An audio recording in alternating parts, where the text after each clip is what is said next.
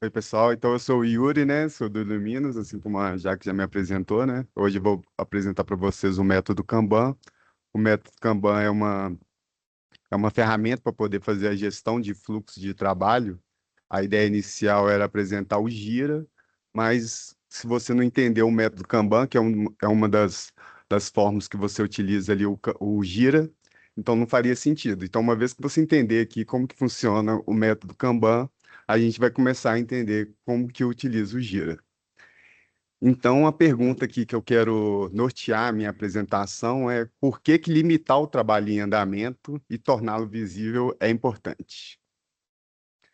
O, o Kanban, ele nasceu, né, dentro da Toyota, né, numa época ali do Japão pós-guerra. Então, o Japão estava tendo uma grande dificuldade ali financeira, né, consequentemente também a Toyota. Então, a Toyota, ela para poder competir com as outras empresas automobilísticas, ela teria que ter um estoque extremamente enxuto. Aí, como que ela conseguiu fazer isso, né? Ela só consumiria uma peça no estágio lá do final, quando ele fosse consumido. Então, quando uma porta era fabricada e utilizado um parafuso, esse parafuso só era reposto quando ele fosse consumido. E como que você sabia que esse parafuso foi consumido? Porque você enviava um sinal para a etapa anterior, indicando que esse parafuso deveria ser reposto. E esse, e esse sinal era por meio de cartão visual. E cartão visual em japonês é Kanban. A inspiração que o engenheiro ali, né, da Toyota teve foi inspirada nas prateleiras do supermercado, porque as prateleiras só eram repostas quando o cliente ia lá e pegava algum item dessa prateleira. Então, apenas prateleiras vazias que são repostas. E aí, pessoal, surge a ideia, né, do empurrar e puxar, né? Empurrar quer dizer que se você der até um estoque cheio, parado, que ninguém está consumindo, e empurrando cada vez mais itens, você vai ter desperdício. E você também pode fazer uma analogia com a capacidade, né? Que um sistema consegue consumir recursos, que uma pessoa consegue trabalhar, né? Então, esse desperdício, a gente não é o ideal, né? O ideal, então, é trabalhar com o conceito de puxar. O conceito de puxar é só, no caso do estoque, né? Quando um item é utilizado, que você vai repor. Quando você tem capacidade para fazer mais alguma coisa que você vai fazer, né? Então, você passa a ter esse conceito de puxar. E aí, pessoal, quem divulgou o Kanban, né, para os escritórios, né, para as grandes empresas, que tornou o Kanban famoso, foi o David J. Anderson. E ele conseguiu aplicar o Kanban na Microsoft, que estava trabalhando ali numa empresa, numa equipe, né, de manutenção, e essa equipe de manutenção, ela levava 155 dias para poder concluir cada uma das atividades que ela tinha. Ele começou, né, com essa equipe que levava 155 dias e conseguiu reduzir para 14 dias. E aí, então, ele formaliza, né, o Kanban e escreve esse livro aí, que ficou muito famoso. E aí, como que ele conseguiu, né, reduzir esse tempo aí de 155 dias para 14? Ele limitou o trabalho que estava sendo feito em andamento. Ou seja, cada uma das pessoas que trabalhavam nessa equipe de manutenção, ela poderia trabalhar com apenas 3 atividades. E aí, que era, né, que estava dentro da capacidade das pessoas. Ele não mudou o processo, ele não mudou as pessoas, ele só reduziu o número de trabalho, o número de atividades em andamento que essas pessoas estavam executando. E também no Kanban é muito importante deixar tudo visível, né? Você coloca ali no seu quadro, o seu fluxo, cada uma das colunas seria uma das etapas que você trabalha, né? E por que que o Kanban ele pega, né, pessoal? Por que que o Kanban ficou tão famoso? Porque você não precisa de grandes mudanças, né?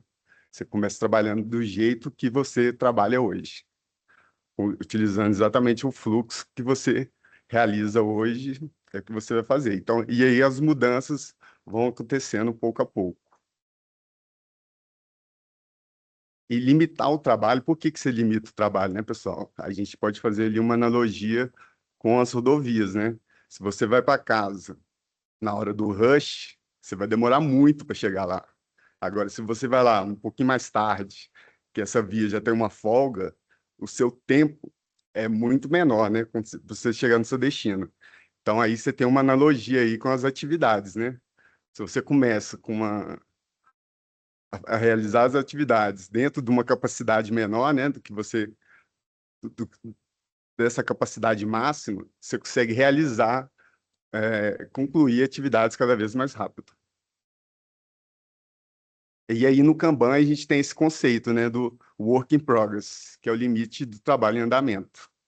Então, um sistema, né, que você não tem um limite, né, de trabalho, ou seja, que é a questão do empurrado, tudo que vai chegando para você, você começa. Então, você está sempre começando novas atividades e nunca concluindo nada. E, consequentemente, isso você vai ter uma grande demora ali para poder concluir atividades. Agora, se você tem um limite, você vai concentrar apenas naquelas atividades que você está fazendo. E, consequentemente, você vai concluir coisas cada vez mais rápido. Aí aqui tem uma ilustração, né, de como que seria isso, né? Então, você imagina aí, só trabalho chegando para você. Então, você está trabalhando aqui nesse primeiro caso aqui, né? É, você está trabalhando aqui no processo um. Aí você começou a trabalhar ali no processo um, chegou ali no 10%, alguém foi lá e empurrou uma outra atividade para você. Então, você largou essa atividade aí do 10% e foi para a segunda. Aí você trabalhou ali mais 10%, foi para a terceira. Você entende que quando você chegar na terceira ali, você vai ter uma fila enorme de atividades ainda. Você ainda não concluiu absolutamente nada. Você vai ficar extremamente desmotivado, né? Porque você não está terminando nada e vai dar a sensação de que você não está nem trabalhando. Por outro lado, se você tem um limite, né? O WIP, trabalhar ali com duas atividades, você só vai focar nas próximas atividades se você concluir uma delas, né? Então, você tem o WIP 2, significa que você vai estar trabalhando nesse processo um e 2 e só vai parar no terceiro quando você concluir uma dessas duas atividades. Aí, consequentemente, essa forma de trabalhar com IP igual a 2, você vai ter bem um retorno muito maior e você vai ficar mais motivado, né? Então, a gente tem aqui na teoria das restrições que o elo mais fraco é o que manda, né? Ou seja, uma vez que você conseguir identificar quem que é o gargalo do seu fluxo e investir nele, é assim que você vai conseguir cada vez tornar seu trabalho cada vez mais ágil, né? Então, ali numa manada ali de zebra ali, a velocidade de toda essa manada ela é determinada pela zebra mais lenta. Então, se você deixar essa zebra mais rápida, a sua manada vai conseguir andar mais rápido, né? Então, é uma das coisas também que é um ganho de quando você aplica o Kanban e deixa ele visual. Porque você vai ter ali um acúmulo, né, de uma fila antes do item que indica o gargalo, e aí, se todo mundo juntar para trabalhar em cima do gargalo, você vai conseguindo ter um ganho cada vez maior. Então, como é que você, né, como é que é visualizado ali esse gargalo, então, quando você utiliza o Kanban, né? Aqui no assessoramento, a gente definiu ali um WIP, né, um Work in Progress, que é igual a 3. Então, eu já estou trabalhando no assessoramento na minha capacidade máxima. Só que ali na triagem, eu estou conseguindo produzir cada vez mais coisas, né? Eu estou conseguindo concluir as minhas atividades. Então, vai formar ali uma fila ali antes de assessoramento. Então, como que você vai melhorar isso, né? Você vai juntar ali com sua equipe ali e tentar todo mundo junto atacar onde que está o gargalo. E aí, um outro conceito também que é muito importante, que é o de classe de serviço, né? Que é você, mesmo que você não consiga zerar ali tudo, tudo que você tem para fazer, você identificando ali quem são as atividades mais importantes, né? Aquela que entrega mais valor seja para o estágio seguinte, ou seja para a sessão seguinte, seja ali até chegar no cidadão, o, então, assim, o que está ali atrasado ali, né, vai ter uma consistência ali de entregas, mas aquilo que é o mais importante, que espera ser concluído, vai estar sempre sendo concluído, né? Então aqui no Kanban aqui a gente tem, né, o urgente, que é o único caso aqui que furaria uma fila, né? Que mesmo eu trabalhando com duas coisas ali, se chegar alguma coisa urgente, eu pararia uma para poder trabalhar nessa urgente. E aí também a gente tem aqui, né, o data fixa, que é ali as atividades que tem ali um prazo para ser concluídas, aquela padrão, né, que é a normal, e aquela outra que, mesmo que ela seja muito importante, ela pode ser postergada. Então, as práticas ali principais do Kanban, pessoal, é deixar ali, então, né, seu trabalho sempre à vista, para poder, entre outras coisas, identificar ali o seu gargalo, limitar, né, o trabalho em andamento, para você trabalhar sempre dentro da sua capacidade, né? Tá sempre entregando coisas cada vez mais rápidas e também deixar as regras bem claras à vista, né? Quando é que aqui dentro do seu fluxo ali, né, que você tem ali, por exemplo, 4 estágios para poder ser concluída uma determinada atividade sua. Você tem que definir ali muito bem claramente e acordado com toda a sua equipe como que uma tarefa é concluída dentro de um estágio. Para quando ele chegar no estágio seguinte, ela está redondinha ali para a pessoa que vai começar a trabalhar dentro daquilo. Então, todas as regras, o que que é um urgente, né? Porque se você também não tiver muito bem claro o que que é uma atividade urgente, tudo vai se tornar urgente.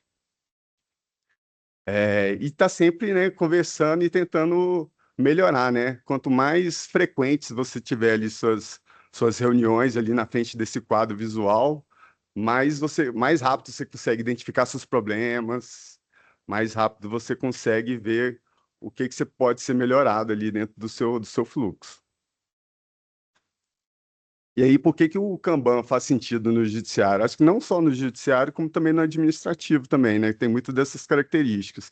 É que você trabalha, né, com um fluxo por etapas. Eu lembro que o Leandro, né, quando ele foi fazer a apresentação dele de bisagem, ele conseguiu ali identificar ali alguns subprocessos que poderiam ser os estágios, né? Que seria a triagem, depois passar pelo assessoramento, depois o julgamento e depois ali o secretariado, né? Então isso aí você pode refletir, jogar isso dentro do Kanban. Também faz sentido porque a fila é o problema central, né? Tem um grande acúmulo ali de processos que tem que ser concluídos, né? Tem que ser feito. A pressa, né? Do que vai ser feito, já tem tudo definido em lei, né? Do que é mais importante também, o prazo que você tem ali para concluir um determinado processo.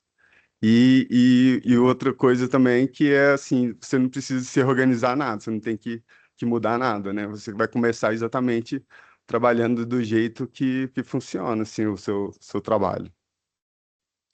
Então aqui a gente tem, né, um quadro Kanban, né, que seria de um quadro físico. Como você pode ver, ele não precisa, a princípio, né, de grandes recursos, só com alguns post-its.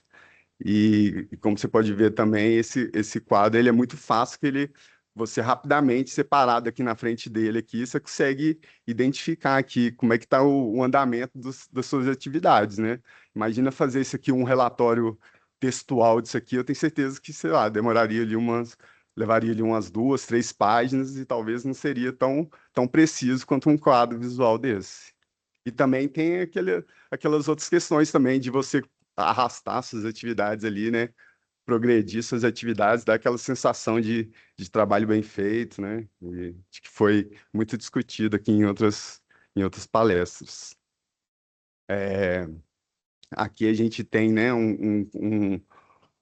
uma visão ali, né, utilizando o Kanban como recurso computacional, né? como por exemplo o gira, em que você começa a chegar às atividades aqui e você vai arrastando para os quadros seguintes. Você também define ali qual que é o seu WIP, né? Qual que é o máximo de atividades que vai estar andando simultaneamente nessa coluna, né? Assim, e aí cada cartão ali do Kanban, né? Que seriam esses cartões aqui, ó, como esse uso Kanban, Try Kanban. Cada um desses cartões aqui, ele tem essas, essas informações, né? Que seriam a coluna daquele cartão naquele instante, quem que é o responsável daquele cartão, a classe de serviço, né? Se ela é urgente, se ela tem data fixa, se ela tiver um prazo, né? Se convier, a etiqueta ali, né? Do assunto, e definir, né, esse trabalho em andamento, o limite para ele. E aí é muito legal aqui do Kanban, pessoal, que é fazer uma costura, né, do que já foi falado aqui de outras ferramentas aqui nessa apresentação de liderança, né, que foi feita ali, foi mostrado para vocês ali o Visage, né, o, o Wiki, né, e utilizando o Kanban. Todas essas ferramentas, elas podem ser utilizadas em conjunto, né, elas se complementam, porque aí você vai ter ali no Visage uma foto, né, de como que é o fluxo do trabalho que você realiza. Aí, talvez no Visage ali você precise de ter um detalhamento, né, de alguma caixa ali de atividade, que você pode utilizar o Wiki para isso, né? Inclusive o próprio Visage, depois você pode armazenar ele dentro do Wiki. E com esses dois juntos, você pode utilizar o Kanban. Você passa para o Kanban, né? E também esse fluxo também pode andar no sentido inverso também. Você começa com um Kanban, aí você vê esses detalhes políticos, né? Como que você progride de uma coluna para outra, o que é uma atividade concluída. Você vai detalhando isso no Wiki e depois você pode ir fazendo utilizar isso aí como artefato para você poder concluir no seu Visage. Aí eu lembro também que eu já tinha falado em alguns slides passados aqui, mas o Visage depois que o Leandro concluiu lá o Visage, ele forneceu essa sequência aí de atividades que elas poderiam ser, por exemplo, utilizadas em colunas ali dentro do meu Kanban, né? Você também dentro do Kanban, obviamente, você poderia detalhar ainda mais alguma dessas colunas aqui, se vocês acharem que é pertinente. Como eu disse também, as regras poderiam ser todas escritas ali dentro do Wiki. E tornar isso tudo visual e acessível, né? Então, se você tiver alguma dúvida ali de como que funciona o todo, né? Aonde que você está dentro desse fluxo total, né? Uma visão macro do seu trabalho, você teria ali acessível, né? Dentro do Visage, dentro do seu Wiki, e ver ali onde que está cada uma das suas atividades em andamento ali dentro do seu quadro Kanban.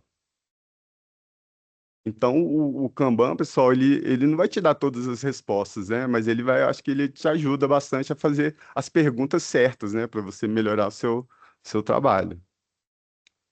Então, aí eu queria, para poder fixar ali algum desses conhecimentos aqui que eu passei aqui, eu fiz aqui algumas perguntas e respostas para poder vocês refletirem e eu vou respondendo aqui com vocês aqui, ó. Então, a primeira pergunta aqui, né, que foi que uma equipe que iniciou vários processos à medida que elas apareciam. Então, uma, um processo apareceu e começaram a fazer. Apareceu um novo, eles começaram a fazer. Então, eles começaram tudo que foi aparecendo, mas não concluiu nenhum.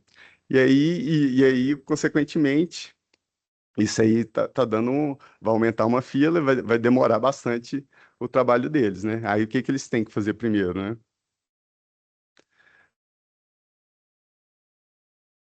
Aí a resposta seria, né, que você tem esse problema de coisas demais começando, aí o que você tem que fazer é definir, então, esse limite de trabalho em andamento.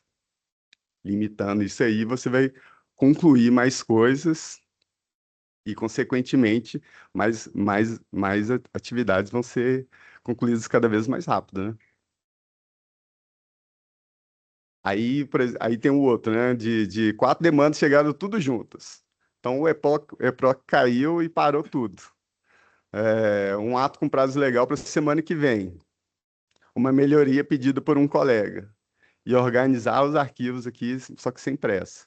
Qual que é o tipo de pressa de cada uma, né? E qual que seria a primeira que você trabalharia?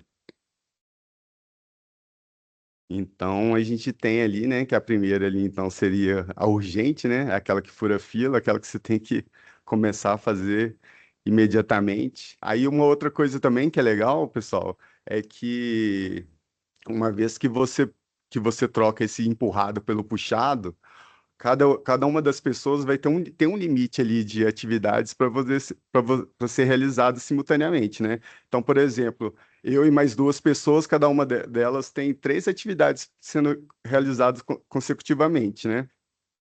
Então, se o meu colega ali, ele concluiu uma dessas três, então ele tá liberado ali para poder pegar mais uma atividade. Então essa atividade urgente, ela chega para o sistema e quem vai puxar essa atividade urgente, é meu colega que está com um cartão visual ali sobrando, entendeu? Aí você não personifica, né, a delegação, você joga ali para dentro do seu quadro Kanban. Então, voltando aqui, né? Então, a primeira atividade ali seria a urgente, né? A segunda ali com data fixa, a terceira aqui uma normal, né? A padrão, e a outra que aqui poderia esperar, né? Aí a outra seria como que desenhar o quadro, né? Como é que esse quadro visual ficaria quando você passa aqui pelo processo, né? De triagem, assessoramento, julgamento, secretariado. Então, meu quadro Kanban, ele ficaria desse jeito aqui, né? Você teria ali o a fazer, né? Que seria os processos chegando e se acumulando ali no a fazer. Então, e depois, né, alguém da triagem começaria a pegar esses processos do a fazer, passaria, então, depois para o assessoramento, que depois iria para o julgamento, para o secretariado e até ser concluído, né? E aí, muito importante também refrisar aqui que para ele passar do triagem para o assessoramento, eu vou lá no meu wiki lá e vejo o que que eu preciso para uma atividade que acabou de passar pela triagem para ela poder chegar em assessoramento e o pessoal do assessoramento está tudo ok. Tem que ter essas regras políticas muito bem definidas, né? Utilizando, por exemplo, a ferramenta de wiki. E aí, quando chegar lá, tá todo mundo e todo mundo ciente né, de quais são os quesitos, quais são os requisitos que precisa para ela passar de triagem para poder ir assessoramento, né? Então, voltando aqui, o meu quadro teria essas colunas, e as colunas são as fases reais por onde o processo passa, sem, sem nenhuma fase aqui inventada, né? Tudo à vista e todo mundo ciente de como que funciona. Aí a questão do empurrar e do puxar, né? Várias demandas jogadas de uma vez sobre quem já está cheio, né? E a outra questão é uma demanda nova entra só quando a anterior termina, né? Aí qual que é empurrar e qual que é puxar, né? Então, aqui na primeira situação, né, é o empurrar, né? A mesma pessoa sobrecarregada, você está empurrando cada vez mais coisas.